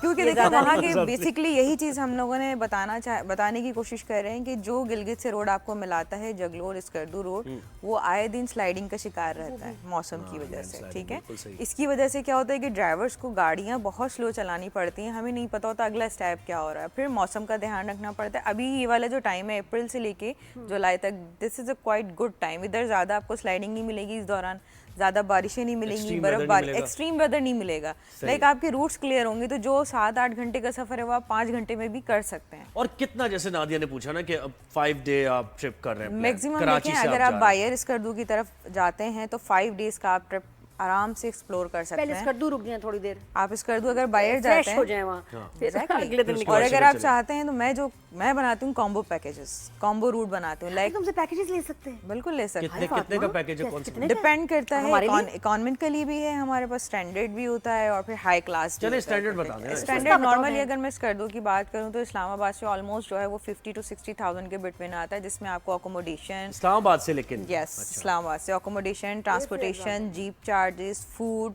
ये सारी चीजें टूल टैक्सेस उसी में देते हैं। या और आप इस्लामाबाद से अगर स्कर्दू जाते हैं बाय रोड तो इट्स मिनिमम 8 डेज।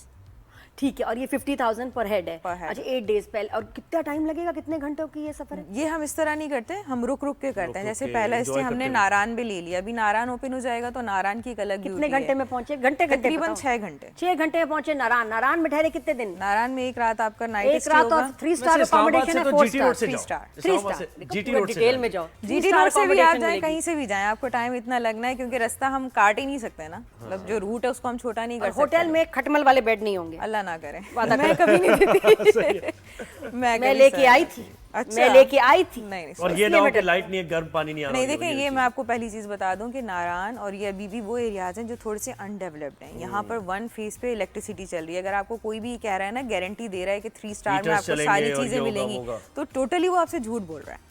और मैं ये सारी चीज़ें डिस्क्लोज करके ही बताती हूँ कि आपके साथ ये चीज़ें हैं, आपको मेंटली देखिए, आप एक नेचर से रिलेटेड एरिया में जा रहे हैं तो why are you thinking about कि लग्जरी? अपने घर वाला नहीं होना चाहिए ना, अगर आपको कंफर्ट ही चाहिए तो फिर आप लग्जरियस होटल में जाएं, फिर होटल से भी निकलने का दिल नहीं करता। तो मैं प्रेफर करती हूँ अच्छा साफ सुथरा, साफ सुथरा नीट एंड क्लीन होने चाहिए। स्केबीज हो सकती है और वो बड़ी मुश्किल से जाती है, ऐसे ही है। लेकिन बहुत ही बुरी ये बहरहाल ये सारा कुछ डिपेंड करता है कि क्या है। लेकिन ये कि कितनी खूबसूरती है, मुझे बताएं। अभी नारायण पहुंचे यार, हम नारायण से शिगर की बात करें, जो आपने रूट देखा है अभी, जो शिगर बाबे शिगर देखा है, इसके इस तरफ है कोल डेजर्ट और इस सरफरंगा डेजर्ट जिसे हम कहते हैं। आप दुबई जाते हैं मोटर ग्लाइडिंग करने के लिए, ऐसे ही है, दुबई लोग जाते हैं और डेजर्ट सफारी के लिए जाते हैं, सारी फैसिलिटी वहाँ मौजूद है। हद होगी, हमें पता ही नहीं। अच्छा नारायण बताओ, तुम पहुंच गए 6 घंटे में, अब आगे क्या? नारायण से आपका अगले दिन अगले दिन आप गिलगित जाएंगे, फिर हम हुंजा में आपको स्टे देंगे, गिलगित बल्तिस्तान में, क्योंकि ज़ाहिर है वो फिर आगे घंटे वही 7 से 8 घंटे, क्योंकि इससे कम कोई रास्ता है नहीं। सारा आप देखेंगे कोराकरम जा रहा है, ट्रैक ऐसा है कि उसमें स्लो गाड़ी ऐसे पहाड़ कट के बना हुआ है ना कोराकरम हाईवे। बैठ नहीं सकते, कोई बात नहीं, आगे ये आगे बैठ रहे हैं आपके पास, ऐसा हमारे पास ऐसी फैसिलिटी भी होती है, हम निकाल देते हैं। उसके बाद हम पहुंचे हुंजा में, कितने दिन आप? हुंजा में 1 दिन हम रुकते हैं। अगर हमें वहाँ पर मस्जिद को एक्सप्लोरेशन करानी होती है तो 2 दिन, या तो 1 दिन ऐसा होता है जाते हुए और आते हुए, 2 दिन हम स्टे देते हैं, लेकिन जाते हुए और आते हुए, क्योंकि मेन हम अखरोट की पेस्ट्री खिलाती हैं आप? बिल्कुल, सब चीजें मौजूद होती हैं। मैंने खानी है वॉलनट पाए हुंजा का, सुना बहुत जबरदस्त। और ये तो ट्रैक इस तरफ का हो गया। इधर आप कालाम के ट्रैक पे चले जाएं, यानी वो आसान ट्रैक है, वो बहुत आसान ट्रैक है, अब बन गया है, अब तो रूट बिल्कुल ऐसा कारपेटेड रूट हो गया है। यानी स्वाद से कालाम पहुंच रहे हैं। सवाद से कालाम अगर आप जाएंगे तो हम इसको भी रुकते रुकाते जाएंगे। इस्लामाबाद से 4 घंटे आपको सवाद पड़ेगा, सवाद मिंगोरा पे स्टे दें, वहाँ पे होटल आपको बहुत अच्छे मिल जाएंगे। अब ये नहीं कि फिशिंग करें, फिशिंग जो है वो पल्लूगाम में आगे कालाम पे, वहाँ नहीं होती, ये हम सिटी में रुकेंगे। वहाँ तो सिटी ऐसा है जैसे कराची का तारिक रोड, और अभी सवाद ऐसा ही होगा, सारे ब्रांड्स हर चीज आपको। और जोहेब जो है ना, मुझे गिलगित पहुंचने नहीं दे रहा। यार मैं फंस गई हूँ यार, मैं हुंजा फंस गई हूँ। अब मैंने कहाँ जाना है? अब आपने अगले दिन जो है स्कर्दू के लिए जाना है। अगले दिन क्या हुआ? अब अगले दिन स्कर्दू के लिए जाएंगे। बहुत स्लो चल रहा है। स्कर्दू में आप जो है एक दिन आप देवसाई पूरा लेंगे, एक दिन आप पूरा देवसाई का लेंगे। दोबारा हुंजा रहे हम 2 दिन, खाया पिया। आप कब जाएंगे? अगले दिन? अगले दिन आप सुबह निकलेंगे, मॉर्निंग। कितने देर का सफर है? वो भी तकरीबन इतना ही सफर है, वो थोड़ा और ज्यादा ही होगा, वो ज्यादा ही होगा, क्योंकि मैंने आपको बताया JSR जो है वो आए दिन जो है कहीं से कोलैप्स हो रहा है, कुछ हो रहा है, तो वो मद्देनजर रखते हैं वो उसका ड्यूरेशन बढ़ जाता है। अच्छा, रास्ते में अगर लैंडस्लाइडिंग हो फिर कितनी देर आप फंस जाते हैं? नो, उसका कोई आइडिया नहीं होता, लेकिन ये कि वहाँ की जो बल्तिस्तान की जो गवर्नमेंट है या वहाँ के जो लेबर हैं, वो आपका अगर चाहें तो वो 24 घंटे में भी क्लियर कर देते हैं। सही, तो आप उसके बाद पहुंचे 24 घंटे। ये जितना पूछ रही है ना, ऐसे वही आदमी चीज लेनी नहीं होती, ये बायर प्रोडक्ट के बारे में हमें ये कहता है कि भाई चीज लेनी क्या, ये बायर जाएंगे, लिख लें आप, बायर जाएंगे आप लिख लें। मैं तो बायर ही जाऊंगी, ये तो तय है, लेकिन फिर भी मैं मूड बना रही हूँ। चीज लेनी नहीं, पता होना चाहिए, नहीं लेनी, नहीं लेनी है चीज, वापस रख दे, वो दिखाएं, नहीं ऐसा नहीं मैं करूंगी। आप मुझे बताएं, उसके बाद हम पहुंचे गिलगित 8-9 घंटे के बाद पहुंच गए। गिलगित से आगे तो जाए, हुंजा से गिलगित आ गए 8-9 घंटे में। नहीं बाबा, गिलगित के अंदर ही हुंजा है। गिलगित एक पूरा इलाका है, उसके अंदर वैलीज है, हुंजा है, नगर है, अलियाबाद, हुंजा से पहुंच गई। एग्जैक्टली। पूछना नहीं है, समझना भी है। हाँ, पूछना नहीं है, समझना भी है। इतना हमें सही नहीं पता। उसके बाद ये वैली किधर है फिर, ये जो है शिगर वैली? जब आप गिलगित से आगे निकलेंगे, ठीक है, गिलगित से आगे स्कर्दू में आप एंटर होंगे, बल्तिस्तान में बेसिकली आप एंटर होंगे। बल्तिस्तान की सारी वैलीज हैं, स्कर्दू है, शिगर वैली है, कारपूचो है, भी दिखाते रहे ना, जिन वैलीज की हम बात कर रहे हैं, आप फुटेजेस भी दिखा, वो भी और दिखाते ये रहे, पूरा एक दिन आपको लगेगा। जब हम स्कर्दू में स्टे करते हैं, अगले दिन हम क्या करते हैं, एक एक वैली को करते हैं, क्योंकि स्कर्दू में बिल्कुल रोडों का हाल सही नहीं है, कच्चे रोड हैं, तो वहाँ पर जाहिर सी बात है बहुत आराम से हमें ट्रैवल करना। अच्छा, एक और चीज लोगों को बताइए, लोग ये समझते हैं, जो लोग गए नहीं कभी, मैं तो गया हूँ और मैंने लेट नाइट भी ट्रैवल किया जीटी रोड पे सवात की तरफ जाते हुए। वैसे भी कहीं भी आप किसी भी ढाबे पे रुक जाए, रात के 2 बजे भी अगर खुला है, वो सुकून के साथ अपनी फैमिली के साथ बैठ के चाय भी पियेंगे, आप खाना भी खाएंगे,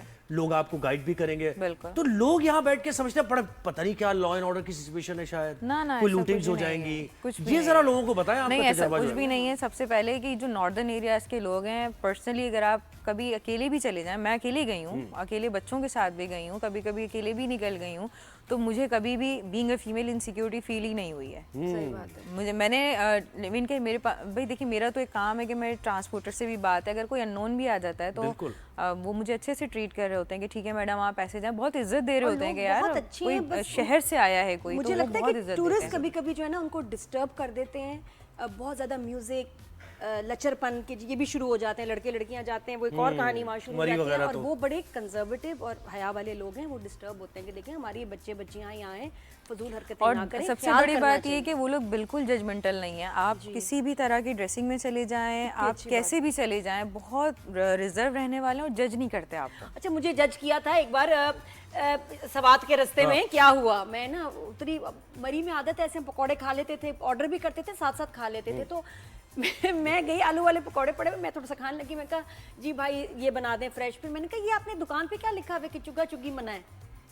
मैंने कहा व्हाट इज दिस चुगा चुगी मना? कह रहे जो आप कर रही हैं ना ऐसे बगैर पे करे पकौड़े खा रही है, टेस्ट कर रही है, इसको लिखा है कि मना है। मैं एकदम ऐसे पकौड़ा छोड़, मैं कहा नहीं मैंने पैसे तो देने हैं, ये बात थोड़ी है, मैं तो ऐसे चेक कर रही थी।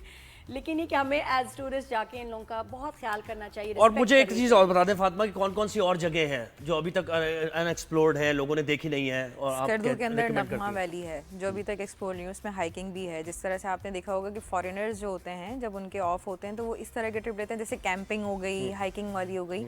तो ये आपकी लाइफ के लिए बहुत इंपॉर्टेंट है मेरे हिसाब से भी, और वैसे भी होनी चाहिए थोड़ी बहुत हाइकिंग अलग जगह। जबरदस्त हो गया, बेहतरीन हो गया। 50,000 इकोनॉमी पैकेज है पर पर्सन, 8 डेज का ट्रिप। और वीआईपी वो डिपेंड करता है आपके होटल की कैटेगरी से क्या लेते हैं, कितना किस हद तक जा सकते हैं, जितना गुड़ डालेंगे उतना मीठा होगा। कितना गुड़ डालें भाई, जितना वीआईपी लगेगा क्लाइंट। फिर भी मतलब फिर भी देखिए यार, अब डिपेंड करता है, बहुत से लोग इसको लैक्स में भी ले जाते हैं। डिपेंड करता है लैंड क्रूजर से क्लाइंट उतर रहा है या किससे उतर रहा है, तो उसको पैकेज देने में बहुत सारे लोग आते हैं, वो कहते हैं कि हमें मतलब किसी ने जो हद मार दी वो क्या थी? नहीं, अभी मुझसे किसी ने हद नहीं मारी।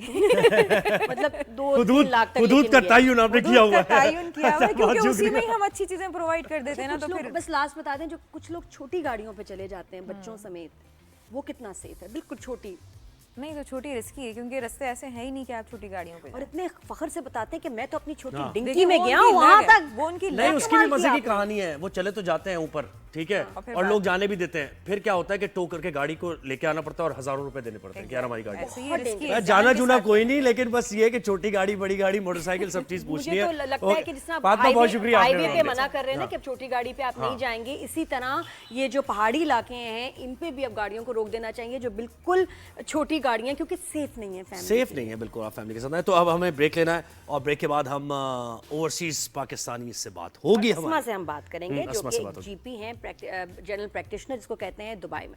जी, तो एक ब्रेक लेते हैं।